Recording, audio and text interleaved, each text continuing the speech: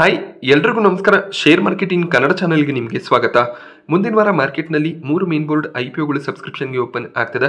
ಅದರಲ್ಲಿ ಮೊದಲನೇ company D developers engineers limited ಆಗಿರುತ್ತೆ. ಈ ಒಂದು ಕಂಪನಿಯ ಬಗ್ಗೆ ಕಂಪ್ಲೀಟ್ ಡೀಟೇಲ್ಸನ್ನು ಈ ವಿಡಿಯೋದಲ್ಲಿ ನಾನು ನಿಮಗೆ ಪ್ರೊವೈಡ್ ಮಾಡ್ತೀನಿ. ಕಂಪನಿಯ ಬಿಸ್ನೆಸ್ ಮಾಡೆಲ್ ಯಾವ ರೀತಿಯಲ್ಲಿದೆ, ಯಾವ ಒಂದು ಸೆಕ್ಟರಲ್ಲಿ ಕಂಪನಿ ಕೆಲಸ ಮಾಡ್ತಾರೆ, IPO ಡೇಟ್ಸ್ ಯಾವ ಒಂದು ಪ್ರೈಸ್ ಬ್ಯಾಂಡ್ನೊಂದಿಗೆ IPOನ ತರ್ತಾ ಇದ್ದಾರೆ, ಕಂಪನಿಯ ಫಿನಾನ್ಷಿಯಲ್ಸ್ ಯಾವ ರೀತಿಯಲ್ಲಿ ಇದೆ, IPO ಇಶ್ಯೂ ಸೈಜ್ ಏನು, ಯಾವ ಒಂದು ಕೆಟಗರಿಯಲ್ಲಿ ಎಷ್ಟು ಶೇರ್ಸ್ಗಳನ್ನು ಆಫರ್ ಮಾಡ್ತಿದ್ದಾರೆ, ಹಾಗೆಯೇ IPO ವ್ಯಾಲ್ಯೂಯೇಷನ್ ಯಾವ ರೀತಿಯಲ್ಲಿ ಇದೆ, ಪೀರ್ಗಳಿಗೆ ಅಂದರೆ ಇವರ ಕಾಂಪಿಟೇಟರ್ಸ್ಗೆ ಕಂಪೇರ್ ಮಾಡಿದಾಗ ಯಾವ ರೀತಿಯ ಒಂದು ವ್ಯಾಲ್ಯೂಯೇಷನ್ ನೋಡೋದಕ್ಕೆ ಸಿಗುತ್ತೆ, ಅದನ್ನು ಈ ಒಂದು ವಿಡಿಯೋದಲ್ಲಿ ನಾನು ನಿಮಗೆ ಎಕ್ಸ್ಪ್ಲೈನ್ ಮಾಡ್ತೀನಿ. ಕೊನೆಯದಾಗಿ ಎಷ್ಟು ಗ್ರೇ ಮಾರ್ಕೆಟ್ ಪ್ರೀಮಿಯಂ ನೋಡೋದಕ್ಕೆ ಸಿಗ್ತದೆ, ಈ ಒಂದು IPOನಲ್ಲಿ ಕೇವಲ ಲಿಸ್ಟಿಂಗ್ ಗೇನ್ಸ್ಗೆ ಅಪ್ಲಿಕೇಶನ್ ಹಾಕಬೇಕಾ ಅಥವಾ ಲಾಂಗ್ ಟರ್ಮ್ ವ್ಯೂವನ್ನು ಇಟ್ಕೋಬೇಕಾ ಅನ್ನೋದನ್ನು ಕೂಡ ವಿಡಿಯೋ ಎಂಡ್ನಲ್ಲಿ ನಾನು ನಿಮಗೆ ತಿಳಿಸ್ಕೊಡ್ತೀನಿ. ಡಿ ಪೈಪಿಂಗ್ ಸಿಸ್ಟಮ್ನ ಬಗ್ಗೆ ತಿಳ್ಕೊಳ್ಳೋದಾದರೆ ಈ ಕಂಪನಿ 1988ರಲ್ಲಿ ಪ್ರಾರಂಭವಾದಂಥ ಕಂಪನಿ ಆಗಿರುತ್ತೆ. Oil and gas sector, power, chemical ಸೆಕ್ಟರ್ಗೆ ಬೇಕಾದಂಥ ಸ್ಪೆಷಲೈಸ್ಡ್ ಪೈಪ್ಗಳನ್ನು ಕಂಪನಿ ಮ್ಯಾನುಫ್ಯಾಕ್ಚರ್ ಮಾಡ್ತಾರೆ. ಅಷ್ಟೇ ಅಲ್ಲದೆ ಹೈ ಪ್ರೆಷರ್ ಪೈಪಿಂಗ್ ಸಿಸ್ಟಮ್ಸ್ಗಳು, ಪೈಪಿಂಗ್ ಸ್ಪೂಲ್ಸ್ಗಳು, ಫ್ರೀಕ್ವೆನ್ಸಿ ಇಂಡಕ್ಷನ್ ಪೈಪ್ ಬ್ಯಾಂಡ್ಸ್ಗಳು, ವೆಲ್ಡಿಂಗ್ ಪೈಪ್ಸ್, ಇಂಡಸ್ಟ್ರಿಯಲ್ ಪೈಪ್ ಫಿಟ್ಟಿಂಗ್ಸ್ಗಳು, ಈ ರೀತಿಯ ಪ್ರಾಡಕ್ಟ್ಸ್ಗಳನ್ನು ಮ್ಯಾನುಫ್ಯಾಕ್ಚರ್ ಮಾಡುವಂಥ ಕಂಪನಿ ಆಗಿರ್ತಾರೆ. ಹಾಗೆಯೇ ಕಂಪನಿ ಬಾಯ್ಲರ್ಸ್ಗಳು, ಸೂಪರ್ ಹೀಟರ್ ಕಾಯಿಲ್ಸ್ಗಳು, ಹಾಗೆಯೇ ಕಸ್ಟಮೈಸ್ಡ್ ಮ್ಯಾನುಫ್ಯಾಕ್ಚರ್ಡ್ ಕಾಂಪೋನೆಂಟ್ಸ್ಗಳನ್ನು ಕೂಡ ಮ್ಯಾನುಫ್ಯಾಕ್ಚರ್ ಮಾಡ್ತಾರೆ. ಸೊ ಪರ್ಟಿಕ್ಯುಲರ್ ಕ್ಲೈಂಟ್ಗಳಿಗೆ ಕಸ್ಟಮೈಸ್ಡ್ ಪ್ರಾಡಕ್ಟ್ಸ್ಗಳು ಬೇಕು ಅಂದರೆ ಅದನ್ನು ಕೂಡ ಕಂಪನಿ ಮ್ಯಾನುಫ್ಯಾಕ್ಚರ್ ಮಾಡ್ತಾರೆ. 7 ಮ್ಯಾನುಫ್ಯಾಕ್ಚರಿಂಗ್ ಯೂನಿಟ್ಸ್ಗಳನ್ನು ಹೊಂದಿದ್ದಾರೆ. ಭಾರತದಲ್ಲಿ 6 ಮ್ಯಾನುಫ್ಯಾಕ್ಚರಿಂಗ್ ಯೂನಿಟ್ಸ್ ಇದೆ. ಅದರಲ್ಲಿ 3 ಮ್ಯಾನುಫ್ಯಾಕ್ಚರಿಂಗ್ ಯೂನಿಟ್ಸ್ ಹರಿಯಾಣದಲ್ಲಿ ನೋಡೋದಕ್ಕೆ ಸಿಗುತ್ತೆ. ಅದಾದಮೇಲೆ ಗುಜರಾತ್, ರಾಜಸ್ಥಾನ್ ಮತ್ತು ಅಸ್ಸಾಮಲ್ಲಿ ಒಂದೊಂದು ಮ್ಯಾನುಫ್ಯಾಕ್ಚರಿಂಗ್ ಯೂನಿಟನ್ನು ಹೊಂದಿದ್ದಾರೆ. ಥೈಲ್ಯಾಂಡ್ನಲ್ಲಿ ಕೂಡ ಒಂದು ಮ್ಯಾನುಫ್ಯಾಕ್ಚರಿಂಗ್ ಯೂನಿಟ್ ಇದೆ. ಬ್ಯಾಂಕಾಕ್ನಲ್ಲಿ ನಮಗೆ ಆ ಮ್ಯಾನುಫ್ಯಾಕ್ಚರಿಂಗ್ ಯೂನಿಟ್ ನೋಡೋದಕ್ಕೆ ಸಿಗುತ್ತೆ. ಕಂಪನಿಯ ಟೋಟಲ್ ಕೆಪಾಸಿಟಿ 95,000 ಮೆಟ್ರಿಕ್ ಟನ್ ಪ್ರತಿ ವರ್ಷ ನೋಡೋದಕ್ಕೆ ಸಿಗುತ್ತೆ. 2024ರ ಫಿನಾನ್ಷಿಯಲ್ ಇಯರ್ನಲ್ಲಿ ಆಲ್ರೆಡಿ 3 ಕ್ವಾರ್ಟರ್ಗಳಲ್ಲಿ 71,000 ಮೆಟ್ರಿಕ್ ಟನ್ನಷ್ಟು ಪೈಪ್ ಮ್ಯಾನುಫ್ಯಾಕ್ಚರಿಂಗ್ ಅನ್ನು ಕಂಪನಿ ಮಾಡಿದ್ದಾರೆ. ಹಾಗೆ ರೀಸೆಂಟಾಗಿ ಹೊಸ ಬಿಸ್ನೆಸ್ ವರ್ಟಿಕಲ್ಗೆ ಕೂಡ ಕಂಪನಿ ಎಂಟ್ರಿಯನ್ನು ಕೊಟ್ಟಿದ್ದಾರೆ. ಡಿಸೈನ್, ಇಂಜಿನಿಯರಿಂಗ್, ಫ್ಯಾಬ್ರಿಕೇಷನ್ ಹಾಗೆಯೇ ಮ್ಯಾನುಫ್ಯಾಕ್ಚರಿಂಗ್ ಪೈಲಟ್ ಪ್ಲಾಂಟ್ ಸೆಟಪ್ ಅನ್ನು ಕೂಡ ಕಂಪನಿ ಮಾಡ್ತಿದ್ದಾರೆ. ಸೊ ಒಳ್ಳೆ ಒಂದು ಬಿಸ್ನೆಸ್ ಮಾಡೆಲ್ ಹೊಂದಿರುವಂಥ ಕಂಪನಿ ಆಗಿರ್ತಾರೆ. 35 ವರ್ಷಕ್ಕೂ ಹೆಚ್ಚಿನ ಎಕ್ಸ್ಪೀರಿಯನ್ಸ್ ಈ ಒಂದು ಸೆಕ್ಟರ್ನಲ್ಲಿ ಕಂಪನಿಗೆ ಇದೆ. 1073 ಎಂಪ್ಲಾಯೀಸ್ಗಳು ಈ ಒಂದು ಕಂಪನಿಯಲ್ಲಿ ಕೆಲಸ ಮಾಡ್ತಾರೆ. ಹಾಗೆ ಟೋಟಲ್ 10 ಲಕ್ಷ ಸ್ಕ್ವೇರ್ ಮೀಟರ್ನಷ್ಟು ಇವರ ಮ್ಯಾನುಫ್ಯಾಕ್ಚರಿಂಗ್ ಫೆಸಿಲಿಟಿ ನಮಗೆ ನೋಡೋದಕ್ಕೆ ಸಿಗುತ್ತೆ. ಸೊ ಇದು ಕಂಪನಿಯ ಕೆಲವೊಂದಿಷ್ಟು ವರ್ಟಿಕಲ್ಸ್ ಆಗಿರುತ್ತೆ. ಬೇರೆ ಬೇರೆ ವರ್ಟಿಕಲ್ಸ್ಗಳಲ್ಲಿ ಕಂಪನಿ ಕೆಲಸ ಮಾಡ್ತಾರೆ. ರೀಸೆಂಟಾಗಿ ಇಂಜಿನಿಯರಿಂಗ್ ಸರ್ವಿಸಸ್ಗಳನ್ನು ಕೂಡ ಕಂಪನಿ ಪ್ರೊವೈಡ್ ಮಾಡೋದಕ್ಕೆ ಸ್ಟಾರ್ಟ್ ಮಾಡ್ಕೊಂಡಿದ್ದಾರೆ. ಹಾಗೆ ಕಾಂಟ್ರಾಕ್ಟ್ ಬೇಸಿಸ್ ಮೇಲೆ ಕೆಲಸ ಮಾಡ್ತಾರೆ. ಯಾವ ಒಂದು ಸೆಕ್ಟರ್ನಿಂದ ಎಷ್ಟು ಕಾಂಟ್ರಾಕ್ಟ್ ಸಿಗುತ್ತೆ ಅದರ ಬೇಸಿಸ್ ಮೇಲೆ ಪ್ರಾಡಕ್ಟ್ಸ್ಗಳನ್ನು ಸಪ್ಲೈ ಮಾಡ್ತಾರೆ. 2023ರ ಫಿನಾನ್ಷಿಯಲ್ ಇಯರ್ನಲ್ಲಿ ಆಯಿಲ್ ಆ್ಯಂಡ್ ಗ್ಯಾಸ್ ಸೆಕ್ಟರ್ನಿಂದ 52% ರೆವೆನ್ಯೂನ ಜನರೇಟ್ ಮಾಡಿದ್ದಾರೆ. ಅದೇ 2021ರ ಫಿನಾನ್ಷಿಯಲ್ ಇಯರ್ನಲ್ಲಿ ಆಯಿಲ್ ಆ್ಯಂಡ್ ಗ್ಯಾಸ್ ಸೆಕ್ಟರ್ನಿಂದ 32% ರೆವೆನ್ಯೂ ಜನರೇಟ್ ಆಗಿದ್ರೆ ಪವರ್ ಸೆಕ್ಟರ್ನಿಂದ 45% ರೆವೆನ್ಯೂ ಜನರೇಟ್ ಆಗಿದೆ. ಸೊ ಪ್ರತಿಯೊಂದು ಸೆಕ್ಟರ್ನಿಂದ ಯಾವ ರೀತಿಯಲ್ಲಿ ಆರ್ಡರ್ಸ್ ಬರುತ್ತೆ ಅದರ ಬೇಸಿಸ್ ಮೇಲೆ ಪ್ರಾಡಕ್ಟ್ಸ್ಗಳನ್ನು ಸಪ್ಲೈ ಮಾಡ್ತಾರೆ. ಅತಿ ಕಡಿಮೆ ನಮಗೆ ಕೆಮಿಕಲ್ ಸೆಕ್ಟರ್ನಿಂದ ರೆವೆನ್ಯೂ ಜನರೇಟ್ ಆಗೋದು ಕಾಣಿಸುತ್ತೆ. ಡಿ ಪೈಪಿಂಗ್ ಸಿಸ್ಟಮ್ನ IPO ಜೂನ್ 19ಕ್ಕೆ ಮಾರ್ಕೆಟ್ನಲ್ಲಿ ಸಬ್ಸ್ಕ್ರಿಪ್ಷನ್ಗೆ ಓಪನ್ ಆಗ್ತದೆ. ಜೂನ್ 21ರವರೆಗೂ ಈ ಒಂದು IPOನಲ್ಲಿ ನೀವು ಸಬ್ಸ್ಕ್ರೈಬ್ ಮಾಡ್ಕೋಬೋದಾಗುತ್ತೆ. ಫೇಸ್ ವ್ಯಾಲ್ಯೂ 10 ರೂಪಾಯಿ ಪ್ರತಿ ಶೇರಿಗೆ ನೋಡೋದಕ್ಕೆ ಸಿಗುತ್ತೆ. ಕಟ್ ಆಫ್ ಪ್ರೈಸ್ ಅನ್ನ 203 ರೂಪಾಯಿ ಕಂಪನಿ ಸೆಟ್ ಮಾಡಿದ್ದಾರೆ. ನೀವು ರಿಟೇಲ್ ಕ್ಯಾಟಗರಿಯಲ್ಲಿ ಅಪ್ಲೈ ಮಾಡ್ತೀರಾ ಅಂದಾಗ ಕಟ್ ಆಫ್ ಪ್ರೈಸ್ ಆಗಿರುವಂಥ 203ರ ಪ್ರೈಸ್ನಲ್ಲೇ ಅಪ್ಲೈ ಮಾಡಬೇಕಾಗುತ್ತೆ. ಹಾಗೆ 73 ಶೇರ್ಗಳ ಲಾಟ್ ಆಗಿರುತ್ತೆ.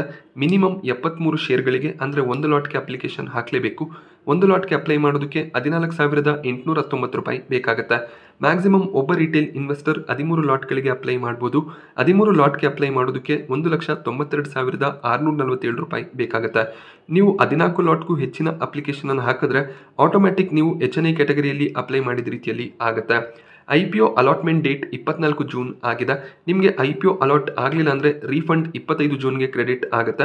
IPO ಅಲಾಟ್ ಆದರೆ ಶೇರ್ಸ್ಗಳು ಕೂಡ 25 ಜೂನ್ಗೆ ನಿಮ್ಮ ಡಿಮ್ಯಾಟ್ ಅಕೌಂಟಲ್ಲಿ ಕ್ರೆಡಿಟ್ ಆಗುತ್ತೆ. IPO ಲಿಸ್ಟಿಂಗ್ ಡೇಟ್ 26 ಜೂನ್ ಆಗಿರುತ್ತೆ. ಕಂಪನಿಯ ಫಿನಾನ್ಷಿಯಲ್ಸ್ ಅನ್ನು ಅಬ್ಸರ್ವ್ ಮಾಡಿದಾಗ ಅಸೆಟ್ನಲ್ಲಿ ಒಳ್ಳೆ ಒಂದು ಗ್ರೋತ್ ಇಯರ್ ಆನ್ ಇಯರ್ ನೋಡೋದಕ್ಕೆ ಸಿಕ್ಕಿದೆ. ಅದೇ ರೀತಿಯಲ್ಲಿ ಕಂಪನಿಯ ರೆವೆನ್ಯೂಸ್ ಕೂಡ ಗ್ರೋ ಆಗಿದೆ. 2024ರ ಫಿನಾನ್ಷಿಯಲ್ ಇಯರ್ನ 3 ಕ್ವಾರ್ಟರ್ಗಳಲ್ಲಿ ಆಲ್ರೆಡಿ 557 ಕೋಟಿ ರೆವೆನ್ಯೂನ ಜನರೇಟ್ ಮಾಡಿದ್ದಾರೆ. ಕಳೆದ ವರ್ಷ 2023ರ ಫಿನಾನ್ಷಿಯಲ್ ಇಯರ್ನಲ್ಲಿ ಟೋಟಲ್ 4 ಕ್ವಾರ್ಟರ್ಗಳಲ್ಲಿ 615 ಕೋಟಿಯ ರೆವೆನ್ಯೂ ಜನರೇಟ್ ಆಗಿತ್ತು. ಸೊ ರೆವೆನ್ಯೂಸ್ ಕೂಡ ಇನ್ಕ್ರೀಸ್ ಆಗ್ತದೆ. ಅದೇ ರೀತಿಯಲ್ಲಿ ಕಂಪನಿಯ ಪ್ರಾಫಿಟ್ಸ್ನಲ್ಲಿ ಕೂಡ ಒಳ್ಳೆ ಒಂದು ಗ್ರೋತ್ ನೋಡೋದಕ್ಕೆ ಸಿಗ್ತದೆ. 2022ರ ಫಿನಾನ್ಷಿಯಲ್ ಇಯರ್ನಲ್ಲಿ ಸ್ವಲ್ಪ ಪ್ರಾಬ್ಲಮ್ಸ್ ಇತ್ತು, ಬಟ್ ಅದಾದಮೇಲೆ ಪರ್ಫಾರ್ಮೆನ್ಸ್ ಇಂಪ್ರೂವ್ ಆಗಿದೆ.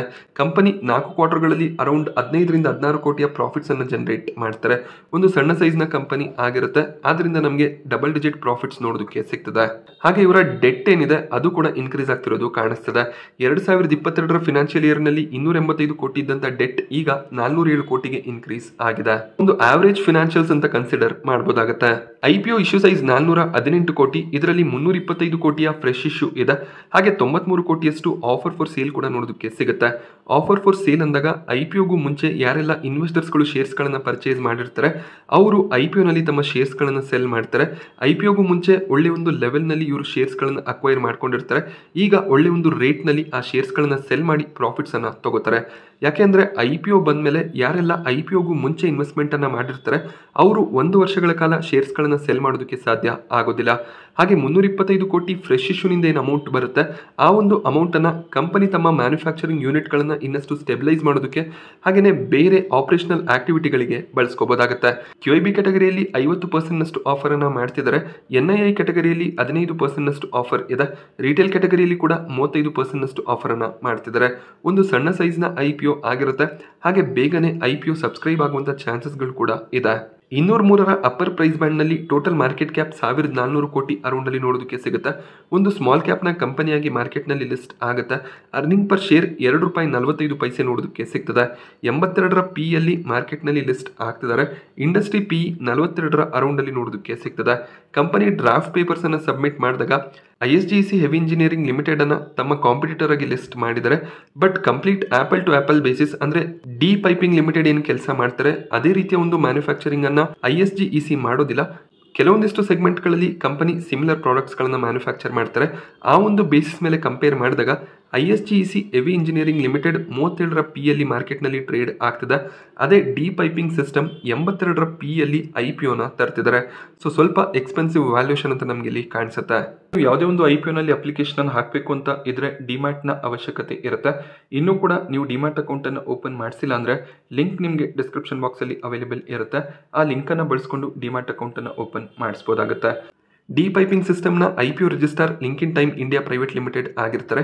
ನಿಮಗೆ IPO ಅಪ್ಲೈ ಮಾಡಿ IPO ಅಲಾಟ್ಮೆಂಟ್ ಆಗದೇ ಇದ್ದಾಗ ರೀಫಂಡ್ ರಿಲೇಟೆಡ್ ಕನ್ಸರ್ನ್ಸ್ ಇದ್ರೆ ಸೊ ಲಿಂಕಿನ್ ಟೈಮ್ನ ಇಮೇಲ್ ಅಡ್ರೆಸ್ ನಿಮಗೆ ಇಲ್ಲಿ ಏನು ನೋಡೋದಕ್ಕೆ ಸಿಗ್ತದೆ ಅದಕ್ಕೆ ನೀವು ಇಮೇಲನ್ನು ಮಾಡಬೇಕಾಗುತ್ತೆ. ಹಾಗೆ ವೆಬ್ಸೈಟ್ನಲ್ಲಿ ನೀವು ಅಲಾಟ್ಮೆಂಟ್ ಸ್ಟೇಟಸನ್ನು ಚೆಕ್ ಮಾಡ್ಕೋಬೋದಾಗುತ್ತೆ. ಕೊನೆಯದಾಗಿ ಎಷ್ಟು ಗ್ರೇ ಮಾರ್ಕೆಟ್ ಪ್ರೀಮಿಯಂ ನಡೀತಿದೆ ಅಂತ ಅಬ್ಸರ್ವ್ ಮಾಡಿದಾಗ ₹41 ಪ್ರೀಮಿಯಂ ನೋಡೋದಕ್ಕೆ ಸಿಗ್ತದೆ. ₹203 IPO ಪ್ರೈಸನ್ನು ಕಂಪನಿ ಸೆಟ್ ಮಾಡಿದ್ದಾರೆ. ಕೇವಲ 20% ಲಿಸ್ಟಿಂಗ್ ಗೇನ್ನ ಎಕ್ಸ್ಪೆಕ್ಟೇಷನ್ ಇರುತ್ತೆ. ಸೊ ಕೊನೆ ದಿನದವರೆಗೂ ಇಷ್ಟೇ ಲಿಸ್ಟಿಂಗ್ ಗೇನ್ಸ್ ಇದ್ರೆ ಲಿಸ್ಟಿಂಗ್ ಗೇನ್ಗಳಿಗೋಸ್ಕರ ಅಪ್ಲಿಕೇಶನ್ ಅನ್ನು ಹಾಕ್ಬೋದಾಗುತ್ತೆ. ಒಂದು ಎಕ್ಸ್ಪೆನ್ಸಿವ್ ವ್ಯಾಲ್ಯೂಷನಲ್ಲಿ IPO ಬರ್ತಿದೆ. ಆದ್ರಿಂದ ಲಾಂಗ್ ಟರ್ಮ್ಗೆ ಅವಾಯ್ಡ್ ಮಾಡ್ಬೋದು. ಗ್ರೇ ಮಾರ್ಕೆಟ್ ಪ್ರೀಮಿಯಂ ಕೂಡ ಆಡ್ ಆದರೆ ಇನ್ನಷ್ಟು ಎಕ್ಸ್ಪೆನ್ಸಿವ್ ವ್ಯಾಲ್ಯೂಷನಲ್ಲಿ IPO ಮಾರ್ಕೆಟ್ನಲ್ಲಿ ಲಿಸ್ಟ್ ಆಗುತ್ತೆ. ಸೊ ಕೊನೆ ದಿನ 20-25% ಲಿಸ್ಟಿಂಗ್ ಗೇನ್ ಇದ್ರೆ IPOಗೆ ಅಪ್ಲಿಕೇಶನ್ ಅನ್ನು ಹಾಕಬಹುದಾಗುತ್ತೆ. ಹಾಗೆ ಲಿಸ್ಟಿಂಗ್ ಡೇನ ದಿನದಂದು ನೀವು IPOನಲ್ಲಿ ಪ್ರಾಫಿಟ್ ಬುಕಿಂಗ್ ಅನ್ನು ಕೂಡ ಮಾಡ್ಕೋಬಹುದಾಗುತ್ತೆ. ಸೊ ಡಿ ಪೈಪಿಂಗ್ ಸಿಸ್ಟಮ್ನ ಬಗ್ಗೆ ನಾನು ನಿಮಗೆ ಕೊಟ್ಟಂತ ಇನ್ಫಾರ್ಮೇಷನ್ ಇಷ್ಟ ಆದರೆ ವಿಡಿಯೋನ ಲೈಕ್ ಮಾಡಿ. ಹಾಗೆ ಇದೇ ರೀತಿಯ IPO ರಿವ್ಯೂಸ್ ಮಾರ್ಕೆಟ್ ಅಪ್ಡೇಟ್ಸ್ಗಳಿಗೋಸ್ಕರ ಚಾನಲ್ನ ಸಬ್ಸ್ಕ್ರೈಬ್ ಮಾಡ್ಕೊಳ್ಳಿ. Thank you friends.